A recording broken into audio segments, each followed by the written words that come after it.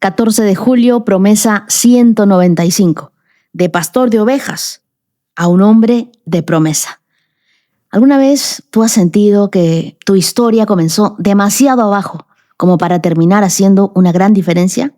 Que quizá tú vienes de una familia rota, quizá creciste con escasez, quizá nadie apostó por ti y hoy piensas, bueno, con lo que viví apenas sí podré salir adelante. Eso vivió David. Mientras sus hermanos se presentaban delante del profeta Samuel, ellos estaban completamente aptos para ser los próximos reyes de Israel, vestidos para la ocasión, mientras que David seguía en el campo, cuidando las ovejas. Nadie pensó en llamarlo. Nadie pensó en David para ese momento. Nadie creyó que él valdría la pena.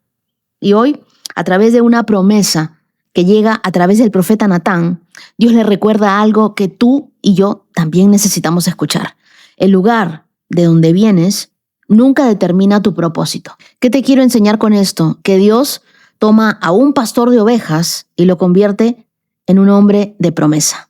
Primera de Crónicas, capítulo 17, versos del 8 al 10, en la Nueva Traducción Viviente dice: He estado contigo donde quiera que has ido y destruí a todos tus enemigos frente a tus propios ojos. Ahora haré que tu nombre sea tan famoso como el de los grandes que han vivido en la tierra. Le daré una patria a mi pueblo Israel y lo estableceré en un lugar seguro donde nunca será molestado. Las naciones malvadas no lo oprimirán como lo hicieron en el pasado, cuando designé jueces para que gobernaran a mi pueblo Israel, y derrotaré a todos tus enemigos. Además, yo declaro que el Señor construirá una casa para ti, una dinastía de reyes. La Biblia, el mensaje, estos mismos versos de Primera de Crónicas, capítulo 17, versos del 8 al 10, dice: Yo te saqué de los campos de pastoreo cuando andabas tras las ovejas, y te hice príncipe de mi pueblo Israel. Estuve contigo en donde quiera que anduviste. Derribé a tus enemigos delante de ti, y ahora te haré famoso para rivalizar con los grandes nombres de la tierra. Apartaré un lugar para mi pueblo Israel y los plantaré allí, para que tengan su propio hogar y no sean zarandeados más. Ahora yo te digo esto: Dios mismo te edificará una casa a ti. Lo que aquí Dios promete es algo inexplicable. Él puede sacarte del campo, donde nadie te veía, escondido en una cueva, y convertir tu vida en una promesa que sostiene generaciones enteras. Porque sí o no, que todo el mundo conoce la historia de David. Lo que nos enseña que lo que estaba detrás de las ovejas, eso que haces cuando nadie te ve, Dios sí lo ve y se puede convertir en el cimiento de una promesa que Dios ya decidió que tú serías. Este momento ocurre cuando David ya es rey, ya vive en el palacio de cedro y siente algo que lo incomoda. El arca de Dios sigue en una simple tienda de campaña y él quiere construir una casa para Dios, un templo digno del Dios al que sirve. El profeta Natán en ese primer momento le dice que siga adelante, pero esa misma noche Dios le habla a Natán con una corrección que cambia la historia. David no construiría una casa para Dios. Dios construiría una casa para David. Es increíble el cambio. David hablaba de un edificio. Dios hablaba de una descendencia. La palabra hebrea para casa es bayit, que significa algo más que una vivienda, como una familia, un linaje, una dinastía. Por eso es que cuando Dios invierte la frase, no está haciendo solamente un juego de palabras. Lo que está haciendo es revelando lo que Él quiere construir contigo, que no es un edificio, es un legado, es una familia, es un linaje, es una dinastía. Así que antes de todo esto, Dios le recuerda a David de dónde lo sacó. Lo sacó de los campos del pastoreo, lo sacó en Belén, siendo el menor de sus hermanos, el que ni siquiera estaba llamado cuando Samuel llegó para ungir a un rey. Él estaba pastoreando a las ovejas. Ese no era un trabajo prestigioso, porque todos los que en algún momento hemos visto una oveja sabemos cómo huelen, cómo son. Ese trabajo era un trabajo solitario, era un trabajo agotador, era un trabajo peligroso. Él se enfrentaba a leones, a osos, sin que nadie lo viera y sin que nadie lo aplaudiera. Nadie sabía con todo lo que tenía que enfrentar un pequeño pastor. Nadie hace historia de eso. Pero ¿sabes qué? Dios sí. Y esa promesa no se quedó en David. Ese pacto, conocido como el pacto de David, atravesó siglos hasta que Gabriel, el ángel, le dijo a María que su hijo se sentaría en el trono de David, su padre. Y luego le dice que su reino no tendría fin. En Lucas capítulo 1, versos del 32 al 33. El mismo Belén, donde David cuidaba ovejas, es donde después nacería Jesús, el verdadero hijo de David, cuya casa sí permanece para siempre.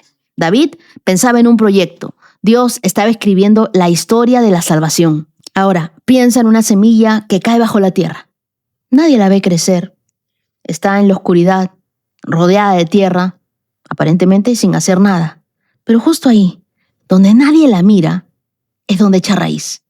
Es donde se fortalece. Es allí donde se prepara para sostener después todo lo que crecerá encima. David no se convirtió en un rey de la noche a la mañana. No fue después de que lo ungieron.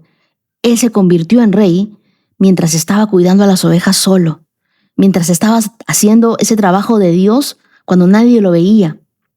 Ahí fue que Dios verdaderamente lo ungió, en silencio, sin espectadores, sin aplausos, sin un título. Ahí aprendió a proteger, a guiar, a pelear, a esperar. El campo no fue un castigo. El campo fue un entrenamiento especializado de Dios. Y muchas veces Dios hace lo mismo contigo. Te deja en un lugar que parece pequeño, en un lugar que parece sin brillo, en un lugar olvidado, donde nadie ve lo que tú haces. Porque ahí es donde Dios está formando lo que después va a sostener tu llamado, tu legado y tu ministerio. David ya había derrotado a Goliat, ya había conquistado Jerusalén, era respetado por toda la nación. Y aún así, Dios comienza recordándole: te saqué de los campos de pastoreo. Dios no se lo recuerda para avergonzarlo, sino para que nunca se olvide que el éxito no fue por su mano propia. El éxito vino porque Dios estaba con él. Quizá hoy tú miras tu pasado, lo haces con vergüenza, pero Dios siempre mira el lugar donde todo comenzó, porque Él suele llamar a personas comunes para hacer obras extraordinarias. Max Lucado, uno de mis autores favoritos, dice que Dios no llama a los capacitados. Lo que hace Dios es capacitar a los que llama. Así que si Dios te está capacitando, que se agarren todos los demás.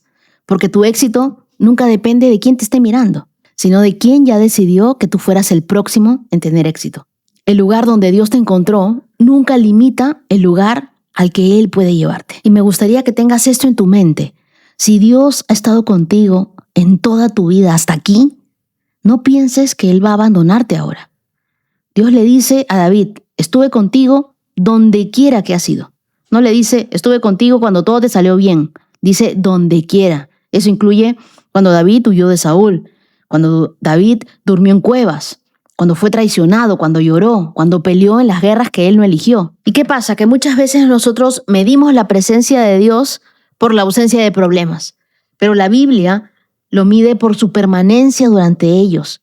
La presencia de Dios no siempre va a eliminar nuestros problemas, pero muchas veces nos va transformando en las personas que Dios quiere que nosotros seamos. El Dios que estuvo contigo en tus batallas pasadas no pierde el camino hacia tus batallas presentes, porque siempre vamos a enfrentar batallas y tenemos que estar preparados, saber sobre todo que Dios está con nosotros todo el tiempo. A donde quiera que nosotros vayamos, Dios está con nosotros. Jesús dijo: yo estaré con ustedes todos los días hasta el fin del mundo. Ahora, David le dice a Dios: yo quiero construirte una casa. Pero Dios le responde: no, yo voy a construirte una casa a ti.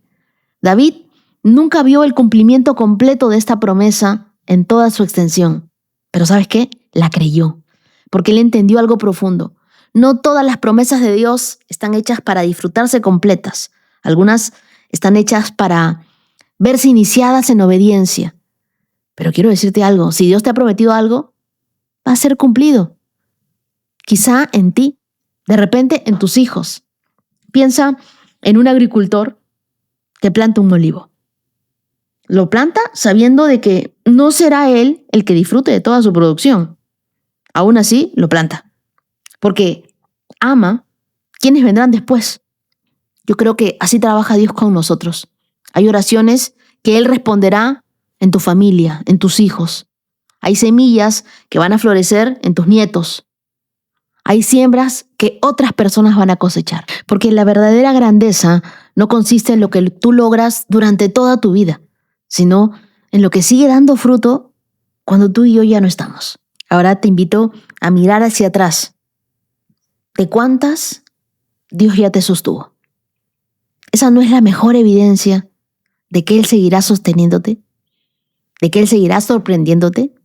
Acompáñame hoy en una oración y digámosle juntos a Dios: Señor, gracias, porque tú conoces nuestra historia desde el principio y nunca te has avergonzado del lugar donde nos encontraste.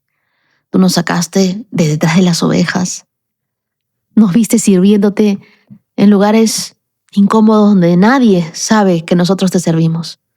Gracias, Dios, porque tú has estado conmigo en cada etapa, aun cuando muchas veces de repente yo no me di cuenta.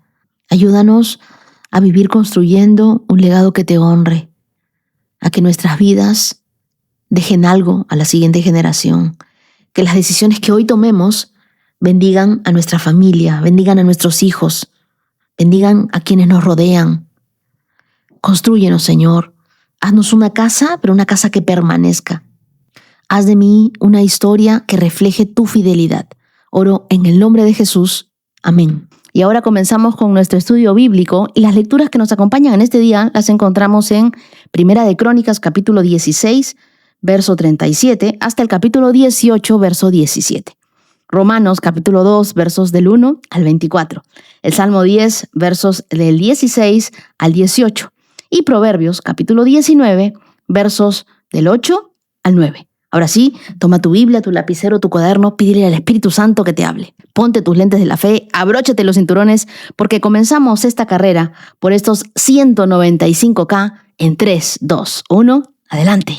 Primera de Crónicas, capítulo 16, verso 37. David dispuso que Asaf y sus hermanos levitas sirvieran continuamente ante el arca del pacto del Señor, encargados de hacer todo lo necesario cada día. En este grupo estaban como porteros Obed-Edom, hijo de Jedutún, Osa y otros 78 levitas. Mientras tanto, David colocó al sacerdote Sadoc y a sus hermanos sacerdotes en el tabernáculo del Señor, en el lugar de adoración en Gabaón, donde siguieron sirviendo delante del Señor. Cada mañana y cada tarde sacrificaban al Señor las ofrendas quemadas habituales sobre el altar apartado para este propósito, en obediencia a todo lo que está escrito en la ley del Señor, como él se lo había ordenado a Israel. David también designó a Emán, a Jedutún y a los demás que fueran elegidos por nombre para darle gracias al Señor por su fiel amor que perdura para siempre. Acompañaban sus cánticos de alabanza a Dios con trompetas, címbalos y otros instrumentos. Y los hijos de Jedutún fueron designados como porteros. Luego, todos regresaron a su casa. David volvió a su hogar para bendecir a su propia familia. Y esta pequeña parte la leí ayer, pero correspondía para el día de hoy. Lo que pasa es que me emocioné. Primera de Crónicas, capítulo 17. Una vez instalado en su palacio, David mandó a llamar al profeta Natán.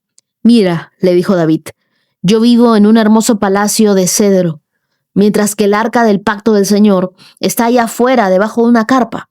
Natán le respondió a David: «Haz lo que tienes pensado, porque Dios está contigo». Pero esa misma noche Dios le dijo a Natán: «Ve y dile a mi siervo David, esto ha declarado el Señor, no serás tú el que construya una casa para que yo viva. Nunca he vivido en una casa desde el día que saqué a los israelitas de Egipto hasta el día de hoy, sino que mi hogar ha sido una carpa trasladada de un lugar a otro en un tabernáculo. Sin embargo, no importa dónde haya ido con los israelitas, ni una sola vez me quejé ante los líderes de Israel, los pastores de mi pueblo.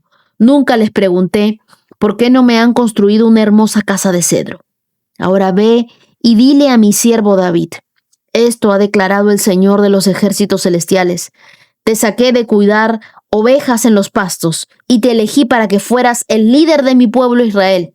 He estado contigo donde quiera que has ido. Destruí a todos tus enemigos frente a tus propios ojos. Ahora haré que tu nombre sea tan famoso como el de los grandes, porque han vivido en la tierra. Le daré una patria a mi pueblo Israel y lo estableceré en un lugar seguro donde nunca será molestado.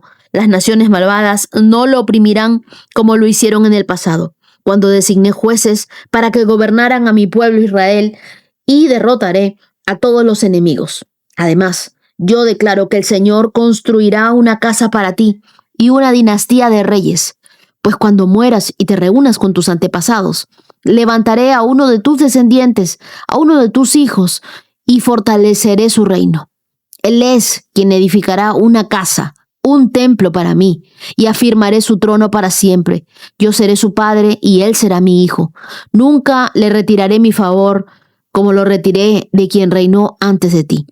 Lo confirmaré como rey sobre mi casa y sobre mi reino para siempre, y su trono estará seguro para siempre. Entonces Natán regresó donde estaba David y repitió todo lo que el Señor le había dicho en la visión. Entonces el rey David entró y se sentó delante del Señor y oró. ¿Quién soy yo, oh Señor? ¿Y qué es mi familia para que me hayas traído hasta aquí? Y ahora, oh Dios, sumado a todo lo demás, hablas de darle a tu siervo una dinastía duradera. Hablas como si yo fuera una persona muy importante, oh Señor Dios. ¿Qué más puedo decirte acerca de la forma en la que me has honrado? Tú sabes cómo es realmente tu siervo. Señor, por amor a tu siervo y según tu voluntad, hiciste todas estas grandes cosas y la diste a conocer. Oh Señor, no hay nadie como tú. Nunca hemos oído de otro Dios como tú. ¿Qué otra nación sobre la tierra es como tu pueblo Israel? ¿Qué otra nación, oh Dios, has redimido de la esclavitud para que sea tu pueblo? Te hiciste un gran nombre cuando redimiste a tu pueblo de Egipto. Realizaste imponentes milagros y expulsaste a las naciones que le impidieron el paso. Elegiste a Israel para ser tu pueblo para siempre y tú, oh Señor, llegaste a ser su Dios. Ahora, oh Señor, yo soy tu siervo. Haz lo que prometiste respecto a mí y a mi familia. Que sea una promesa que dure para siempre. Que tu nombre sea afirmado y honrado para siempre. De modo que todos digan, el Señor de los ejércitos celestiales, el Dios de Israel, es el Dios de Israel. Que la casa de tu siervo David permanezca delante de ti para siempre. Oh Dios mío, me he atrevido a elevarte mi oración, porque has revelado a tu siervo que construirás una casa para él, una dinastía de reyes, pues tú eres Dios, oh Señor, y le has prometido estas cosas buenas a tu siervo. Ahora te ha complacido bendecir la casa de tu siervo para que permanezca para siempre delante de ti, pues cuando tú concedes una bendición, oh Señor, es una bendición eterna. Marca ese verso 27. Primera de Crónicas, capítulo 18. Después David derrotó y sometió a los filisteos al conquistar Gad y las ciudades vecinas. David también conquistó la tierra de Moab, y los moabitas, a quienes se les perdonó la vida, se convirtieron en súbditos de David y tuvieron que pagarle tributo. David también destruyó las fuerzas de Hadad-Aser, rey de Soba, hasta Hamat.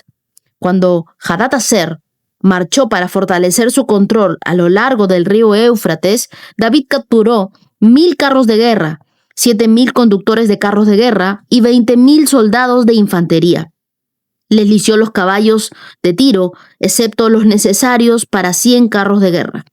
Cuando los arameos de Damasco llegaron para ayudar al rey Hadad-Ezer, David mató a 22,000 de ellos. Luego puso varias guarniciones militares en Damasco, la capital aramea, y los arameos se convirtieron en súbditos de David y le pagaban tributo, así que el Señor le daba la victoria a David donde quiera que iba. David llevó a Jerusalén los escudos de oro de los oficiales de Hadad-Ezer, junto con una gran cantidad de bronce de las ciudades de Teba y de Cun, que pertenecían a Hadad-Ezer.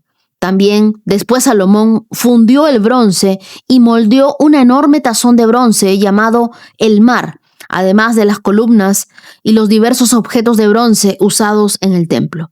Cuando Toi, rey de Hamat, se enteró de que David había destruido a todo el ejército de Hadadezer, rey de Soba, envió a su hijo Joram para felicitar al rey David por su exitosa campaña. Hadadezer y Toi habían sido enemigos con frecuencia y estaban en guerra. Joram le obsequió a David muchos regalos de oro, de plata y de bronce. El rey David dedicó todos estos regalos al Señor, junto con el oro y la plata que había traído de las otras naciones, de Edom, de Moab, de Amón, de Filistea y de Amalek. Abisai, hijo de Sarbia, aniquiló a 18,000 edomitas en el valle de Sal. Puso guarniciones militares en Edom y los edomitas se convirtieron en súbditos de David. Es más, el Señor le daba la victoria a David donde quiera que iba. De modo que David reinó sobre Israel e hizo lo que era justo y correcto para su pueblo. Joab, hijo de Sarbia, era el comandante del ejército. Josafat, hijo de Aliud, era el historiador del reino. Sadoc, hijo de Ahitob, y Ahimelech, hijo de Abiatar, eran los sacerdotes. Seraías era el secretario de la corte. Benaya, hijo de Joiada, era el capitán de la guardia personal del rey, y los hijos de David servían como ayudantes principales del rey. En esta sección de crónicas vemos 3 movimientos estratégicos del liderazgo de David. El primero, se establece la adoración permanente en Jerusalén. Y eso nos lo dice Primera de Crónicas, capítulo 16, versos del 37 al 43. El segundo, se buscan alianzas sabias, como con Hiram de Tiro, y eso nos lo dice Primera de Crónicas, capítulo 17, versos del 1 al 15. Y tercero, se libran batallas para expandir el reino, y eso está en todo el capítulo 18 de Primera de Crónicas. Lo primero, David estableció turnos de adoración para que la presencia de Dios nunca faltara en Jerusalén. El arca no era un adorno, sino era el epicentro del gobierno de Dios en Israel. Y aquí es donde entendemos que la adoración no es un escape de la realidad, es el diseño para gobernarla.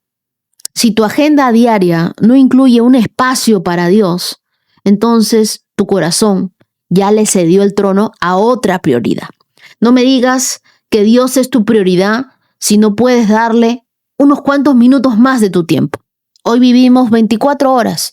De estas 24, 8 dormimos, 8 se las dedicamos al trabajo, ahí van 16. Y otras 3 o 4 las usamos para comer, para movilizarnos, para ver redes sociales, para hablar por teléfono. Pero ¿cuántas quedan realmente para Dios? ¿Media hora? ¿15 minutos? Y aún así, esperamos que Dios nos hable, esperamos que Dios nos use, esperamos que Dios nos guíe, que Dios nos bendiga.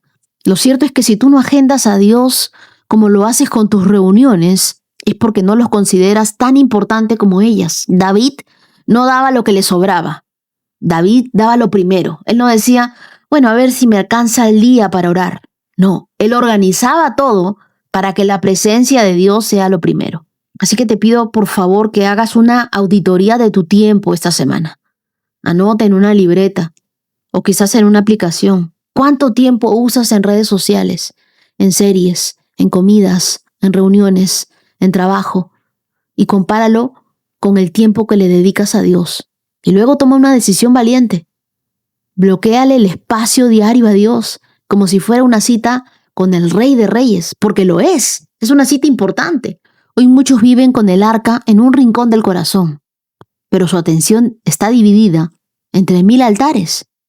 Dios está buscando personas que, como David, digan, la presencia no se apaga aquí, Señor. No solo te visito de vez en cuando, habito contigo. Y si tú quieres tener un hábito en tener tu tiempo con Dios, agéndalo.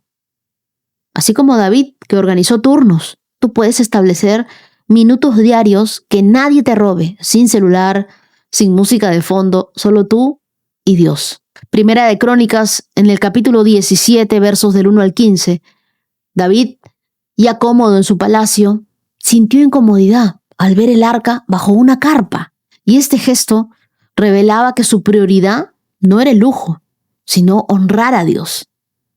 Pero el Señor lo sorprende y le dice, tú no me edificarás la casa, yo te edificaré un linaje eterno. Y aquí aprendemos una de las revelaciones más poderosas del liderazgo espiritual. No todo lo que es bueno es tu propósito o es tu llamado. Hoy muchas veces pedimos a Dios que bendiga nuestros sueños. Pero ¿cuándo fue la última vez que tú soñaste algo para Dios? Y en Primera de Crónicas, capítulo 18, versos del 1 al 17, David no solo adoraba y soñaba, también conquistaba. Pero esas batallas no eran caprichos, ni tampoco sed de poder. Eran el cumplimiento de las promesas que Dios había dado a Abraham en Génesis capítulo 15, versos del 18 al 21. Cada victoria era un acto de obediencia. Me gustó mucho Primera de Crónicas, capítulo 17, verso 27, que dice, ahora te ha complacido bendecir la casa de tu siervo, para que permanezca para siempre delante de ti. Pues cuando tú concedes una bendición, oh Señor, es una bendición eterna. Cuando Dios te bendice, es de forma permanente, no solamente a ti, sino también a tus generaciones. Y en Primera de Crónicas, capítulo 18, verso 6, la Biblia dice, así que el Señor le daba la victoria a David donde quiera que iba. Y en el verso 13, el Señor le daba la victoria a David donde quiera que iba. Lo repitieron 2 veces. David no peleó por rencor ni por revancha, sino por un cumplimiento. El pasaje es claro y dice, el Señor le dio la victoria donde quiera que iba. Y esto nos confronta. ¿Tus batallas hoy están siendo autorizadas por Dios o alimentadas por tus emociones? Esto es como un GPS espiritual. No todas las rutas son tuyas, aunque estén abiertas. David siempre consultaba a Dios antes de moverse. Dejar que Dios trace el mapa es renunciar a tus propios caminos, dejar de ir por tus rutas y pedirle a Dios que Él sea el que guíe tus pasos. ¿Tú quieres la victoria de Dios en todas partes, donde quiera que vas? La clave no está en ser fuerte, sino estar en el lugar donde Dios quiere que estés. Romanos capítulo 2. Tal vez crees que puedas condenar a tales individuos, pero tu maldad es igual que la de ellos y no tienes ninguna excusa. Cuando dices que son perversos y merecen ser castigados, te condenas a ti mismo, porque tú, que juzgas a otros, también practicas las mismas cosas. Y sabemos que Dios, en su justicia, castigará a todos los que hacen tales cosas. Y tú, que juzgas a otros por hacer estas cosas, ¿cómo crees que podrás evitar el juicio de Dios cuando tú haces lo mismo? ¿No te das cuenta de lo bondadoso, tolerante y paciente que es Dios contigo? ¿Acaso eso no significa nada para ti? ¿No ves que la bondad de Dios es para guiarte a que te arrepientas y abandones tu pecado? Pero eres terco y te niegas a arrepentirte y a abandonar tu pecado. Por eso vas acumulando un castigo terrible para ti mismo, pues se acerca el día de la ira, en el cual se manifestará el justo juicio de Dios. Él juzgará a cada uno según lo que haya hecho. Dará vida eterna a los que siguen haciendo el bien, pues de esta manera demuestran que buscan la gloria, el honor y la inmortalidad que Dios ofrece. Pero derramará su ira y su enojo sobre los que viven para sí mismos, los que se niegan a obedecer la verdad y en cambio viven entregados a la maldad. Habrá aflicción y angustia para todos los que siguen haciendo lo malo, para los judíos primero y también para los gentiles. Pero habrá gloria, honra y paz de parte de Dios para todos los que hacen lo bueno y para los judíos primero y también para los gentiles, pues Dios no muestra favoritismo. Los gentiles serán destruidos por el hecho de pecar, aunque nunca tuvieron la ley escrita de Dios, y los judíos, quienes sí tienen la ley de Dios, serán juzgados por esa ley porque no la obedecen. Pues el simple acto de escuchar la ley no nos hace justos ante Dios. Es obedecer la ley la que nos hace justos ante sus ojos. Aún los gentiles, quienes no cuentan con la ley escrita de Dios, muestran que conocen esa ley cuando por instinto la obedecen, aunque nunca la hayan oído. Ellos demuestran que tienen la ley de Dios escrita en el corazón, porque su propia conciencia y sus propios pensamientos o los acusan o bien les indican que están haciendo lo correcto. Y el mensaje que proclamo es que se acerca el día en que Dios juzgará por medio de Cristo Jesús la vida secreta de cada uno. Tú que te llamas judío, confías en la ley de Dios y te jactas de tu relación especial con Él. Tú sabes lo que a Él le agrada, sabes bien qué es lo correcto, porque se te ha enseñado su ley. Estás convencido de que eres guía para los ciegos y luz para los que andan perdidos en la oscuridad. Piensas que puedes instruir al ignorante y enseñar a los niños los caminos de Dios, pues estás seguro de que la ley de Dios te da pleno conocimiento y toda la verdad. Ahora bien, si tú enseñas a otros, ¿por qué no te enseñas a ti mismo? Predicas a otros que no se debe robar, ¿pero tú robas? Dices que está mal cometer adulterio, ¿pero tú cometes adulterio? Condenas la idolatría, pero tú usas objetos robados de templos paganos. Te sientes muy orgulloso de conocer la ley, pero deshonras a Dios al quebrantarla. No es extraño que las Escrituras digan: los gentiles blasfeman el nombre de Dios por causa de ustedes. Hasta ahí. Aquí en Romanos 2, Pablo se dirige ahora a un grupo diferente. Ya no está hablando de los paganos o de los gentiles que ignoraron la ley de Dios, sino habla de los judíos religiosos que se sienten moralmente superiores porque caían en las mismas prácticas que condenaban. Este capítulo es una confrontación ruda a la hipocresía espiritual, esa que condena el pecado ajeno mientras que justifica el propio. El verso 1 de Romanos capítulo 2 comienza de una forma increíble. Dice: tal vez crees que puedas condenar a tales individuos, pero tu maldad es igual que la de ellos y no tienes ninguna excusa. Cuando dices que son perversos y merecen ser castigados, te condenas a ti mismo, porque tú, que juzgas a otros, también practicas las mismas cosas. El problema no era la ley, sino el corazón. Los judíos conocían la voluntad de Dios, pero muchos no la vivían. Y aquí aparece una advertencia. Dios no tiene favoritos. El juicio divino no se basa en el conocimiento que nosotros tengamos, sino en cómo vivimos. Dios no está impresionado con lo que sabes, sino qué haces con eso que sabes de Dios.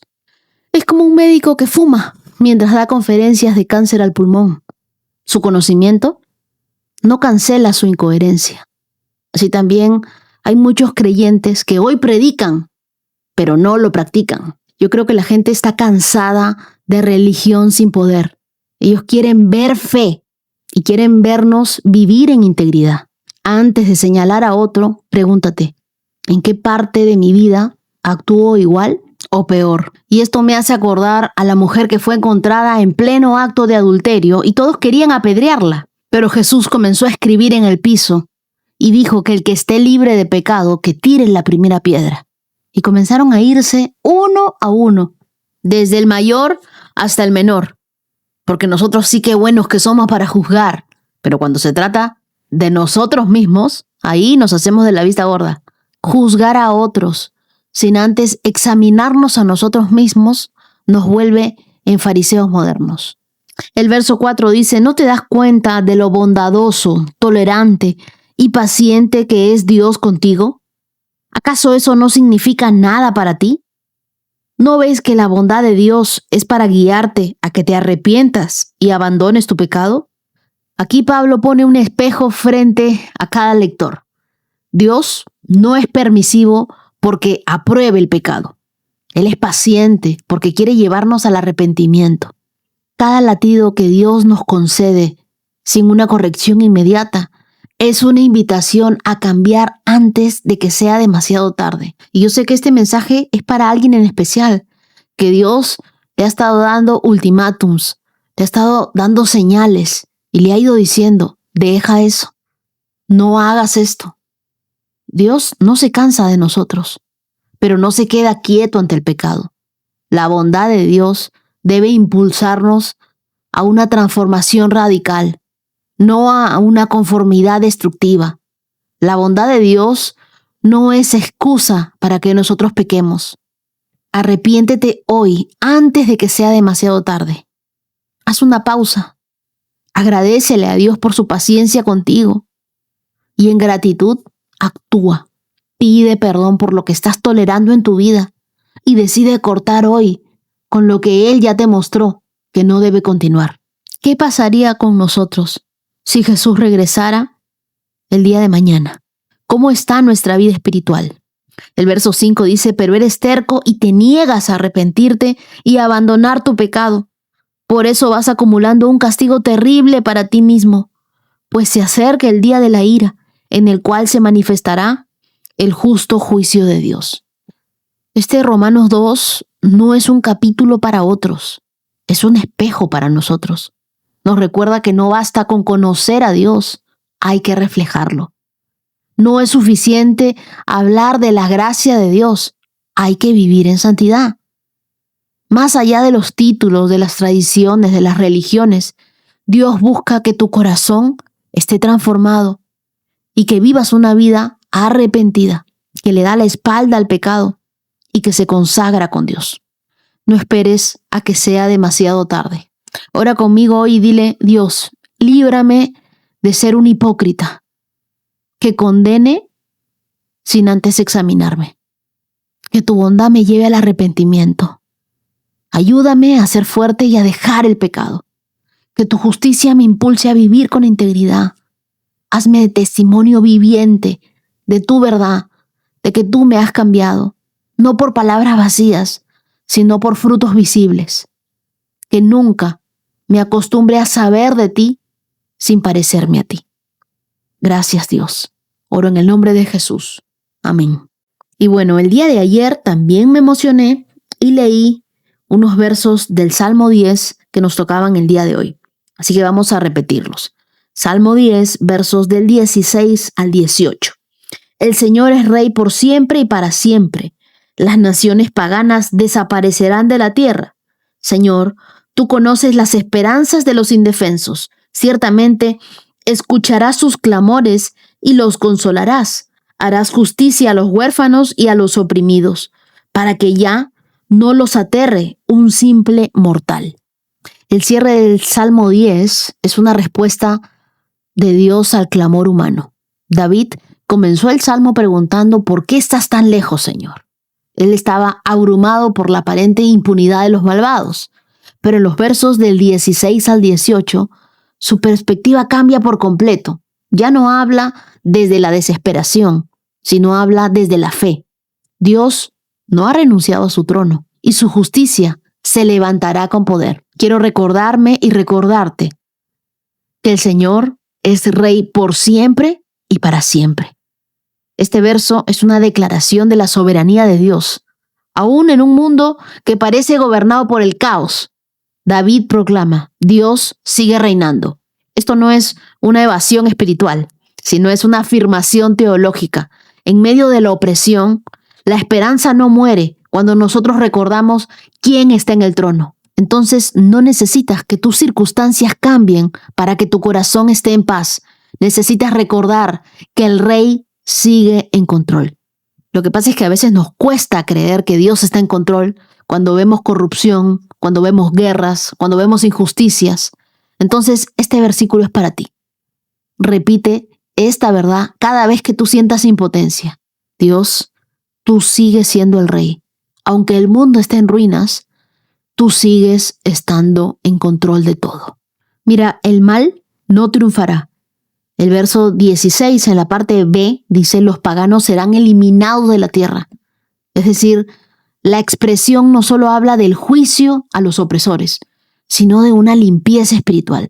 Dios no permitirá que la maldad permanezca para siempre. En otras palabras, la oscuridad no tiene la última palabra sobre tu vida, sobre tu familia o sobre tu nación. Qué hermoso el verso 17 que nos recuerda que Dios escucha el clamor de los indefensos y conoces la esperanza también de ellos.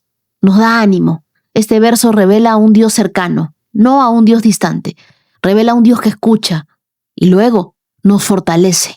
Y el verso 18 que dice, harás justicia a los huérfanos y a los oprimidos, para que ya no los aterre un simple mortal. El día de los malvados tiene fecha de vencimiento. Dios intervendrá en favor del vulnerable. Él es el padre de los huérfanos y el defensor de las viudas. Nos lo dice el Salmo 68, verso 5. Dios es el restaurador de todos aquellos que han sido olvidados. Proverbios 19, verso 8. Adquirir sabiduría es amarte a ti mismo. Los que atesoran el entendimiento prosperarán. El testigo falso no quedará sin castigo, y el mentiroso será destruido. Verso 8 de este Proverbio 19 no dice que buscar sabiduría es algo noble o admirable. Dice que es un acto de amor propio. Es decir, si de verdad te aprecias, vas a buscar aprender, entender y crecer. Sabiduría no es saber mucho, es saber lo correcto y hacerlo antes de que sea tarde. Cuando alguien dice, yo soy así, no voy a cambiar, en realidad no se ama lo suficiente como para mejorar. Quien se ama de verdad, invierte en su vida con oración, con lectura, con mentores, con decisiones sabias. Y en el verso 9 que dice el testigo falso no quedará sin castigo y el mentiroso será destruido, aquí el tono cambia. Ya no es un consejo, sino es una advertencia. La mentira no es inofensiva, es destructiva, especialmente cuando afecta a otros. Y ser testigo falso en la cultura hebrea y en cualquier cultura era un pecado gravísimo porque rompía la confianza y destruía vidas. Nosotros ya sabemos que las palabras no solo construyen o destruyen a otros, también revelan quién eres tú. Piensa en alguien que difunde un chisme dañino en redes. Puede parecer algo simple, pero ante los ojos de Dios, ese testimonio falso no quedará impune. Aunque parezca que se salió con la suya, el castigo divino no tardará en llegar. Y el proverbio termina diciendo que el mentiroso será destruido. Es una línea lapidaria. No dice que será corregido. No dice que le irá mal. Dice que será destruido, porque la mentira sostenida termina colapsando una vida entera.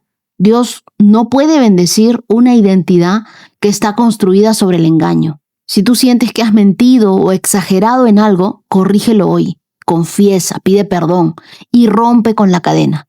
No importa cuánto hayas avanzado en tu vida. Si fue sobre una mentira, Dios prefiere derribarlo para salvarte a tiempo. Entonces este proverbio es un llamado urgente a vivir con sabiduría y a hablar con verdad. El sabio se ama lo suficiente como para crecer. El mentiroso, por el contrario, cava su propia destrucción. Dile a Dios hoy, Señor, enséñame a amarme con sabiduría, a discernir cada paso con tu dirección. Guárdame de las mentiras, incluso de las que me digo a mí misma. Que mis palabras reflejen tu verdad y que mis decisiones reflejen tu voluntad. Quiero crecer, entender y vivir con integridad. Te lo pido en el nombre de Jesús. Amén. Y así llegamos a nuestro 195K. Ahora te invito a escuchar el testimonio de Víctor. Muy buenos días, querido Wendy, bendiciones. Soy Víctor Fuentes desde Cochabamba, Bolivia, y quiero compartir mi testimonio con toda la comunidad. Y pues tengo 8 años de casado y en el mes de abril Dios me llamó. Yo sentía como Dios me decía que necesitaba hacer un cambio en mí. Porque a pesar de que estuve mucho tiempo en la iglesia, Dios me había hablado, pero yo nunca hacía los cambios que Él de repente quería que haga. Entonces, eh, empecé en abril con los imponentes milagros, el mes de los imponentes milagros, donde yo creo que ha sido un milagro primero que Él quiera transformar mi vida. Y pues durante 8 años de casado, nosotros vimos, junto con mi esposa, diagnósticos negativos, esperando y anhelando la venida de un bebé. Cada mes, cada vez que hacíamos una prueba de embarazo, todo era negativo. Y aún cuando empecé a escuchar el podcast y con las promesas que Dios daba a través de cada mes, eh, cuando Dios cumple sus milagros, los milagros excepcionales, oraciones que abren los cielos, etcétera, eh, aún veía diagnósticos negativos, pero Dios me llamaba a seguir perseverando. Y hace aproximadamente una semana, mi esposa se hizo un control rutinario en ginecología y le hicieron una ecografía. Entonces ahí vieron que ella había estado embarazada de 6 semanas.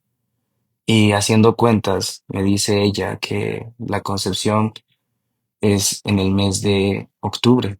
Y revisando los títulos de los meses, pude ver que el mes de octubre fue donde Dios es fiel a sus promesas. Por eso yo creo que todas las palabras que nos daban desde que nos casamos, por el anhelo de nuestro corazón de tener un bebé, se cumplieron en el tiempo perfecto de Dios. Y puedo decir una vez más, Dios es fiel a sus promesas. Él lo ha hecho en su tiempo perfecto y Él lo ha hecho como ha querido. Entonces, animo a toda la comunidad a que puedan seguir perseverando en la fe y que tengan fe de que Dios va a cumplir su promesa en su tiempo, no antes, no después, sino en el tiempo perfecto que Él tiene para la vida de cada uno de nosotros que estamos guardados en el hueco de la mano de Jehová. Así que muchas gracias, Wendy, por edificar nuestra vida con el estudio de la palabra y por darte el tiempo para poder ministrarnos. Te mando un saludo y muchas bendiciones. Víctor, gracias por abrir tu corazón, por recordarnos algo que nunca debemos olvidar. El primer milagro no fue el embarazo. El primer milagro fue que permitieras que Dios transformara tu corazón. Muchas veces nosotros le pedimos a Dios que cambie nuestras circunstancias, pero Él primero quiere cambiar a la persona que las está viviendo. Y creo que eso fue lo que hizo contigo. Antes de entregarles un hijo, Él comenzó a formar un padre conforme a su corazón, una madre conforme a su corazón. Me conmovió mucho escuchar que aún en cada prueba que salía negativa, tú decidiste seguir creyendo. Y esa es una fe verdadera, una fe que no se vence al primer no. Es esa fe que le agrada a Dios, una fe que persevera cuando aún todavía no ve el milagro. Yo hace poco les contaba que tenía una amiga que estaba orando, llevaba 13 años orando, 13 años de respuestas de no, hasta que un día quedó embarazada. Y qué hermoso es poder descubrir que la concepción ocurrió precisamente en el mes en el que estábamos hablando de que Dios es fiel a sus promesas. No porque los meses tengan un poder especial, sino que nosotros le damos un nombre al mes. Y dijimos que este mes es un mes de milagros excepcionales. Y yo sé que Dios continúa haciendo milagros. Gracias por animar a esta comunidad a no rendirse. Sé que hoy hay matrimonios que están escuchando, hay madres que pronto tendrán ese resultado positivo. Sé que hay personas con lágrimas en los ojos y dicen, ¿cuándo seré yo la siguiente? Yo sé que Dios tiene una respuesta a tu oración. Quiero regalarles Hebreos capítulo 10, versos 35 y 36 que dice, así que no pierdan la confianza, porque les espera una gran recompensa. Perseveren con paciencia, para que después de haber cumplido la voluntad de Dios, reciban todo lo que Él ha prometido. Que Dios te bendiga a ti y a tu esposa, Víctor, y que ese bebé que viene en camino sea una bendición para toda la familia. Y ahora me gustaría agradecer a los corazones generosos íntimos de esta hermosa comunidad. Muchas gracias a Rebeca Luna. Dios te bendiga. Luz de Freitas. Bendiciones para Julie Mercedes Gutiérrez. Bendiciones para Luz Amparo Salcedo. Que Dios te bendiga. Daniela Cadavid. Bendiciones para Elsa Martínez Muñoz. Muchas gracias para Flor María Collantes. Dios te bendiga, Eva Noriega Lamarque. Dios te bendiga, Daniela Segura. Muchas bendiciones para Jenny Nelson. Gracias, Natalia Jenkins. Bendiciones para María Rivas. Dios te bendiga, Ninfa Vega. Y desde el canal de YouTube, muchas gracias a Verónica González.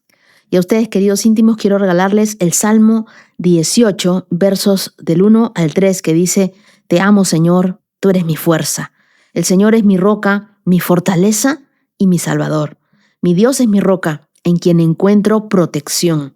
Él es mi escudo, el poder que me salva y mi lugar seguro. Clamé al Señor, quien es digno de confianza, y me salvó de mis enemigos. Miren, esta es una oración poderosa y cada vez que ustedes recuerden que oran al Señor, también tengan esto en mente. Dios envía de su fuerza, en Él encontramos fortaleza, salvación. Él es nuestra protección, nuestro escudo, aquel que nos salva y nuestro lugar seguro. Nosotros tenemos un lugar. Cerca de Dios estamos seguros. Y quiero que sepan que estarán también en mis oraciones. Muchas gracias, querida comunidad de íntimos, por acompañarme hasta aquí. Nos vemos el día de mañana con más de la palabra de Dios y más de su presencia. Que tengan un día súper bendecido y lleno de luz. Shalom, shalom. Has escuchado 365.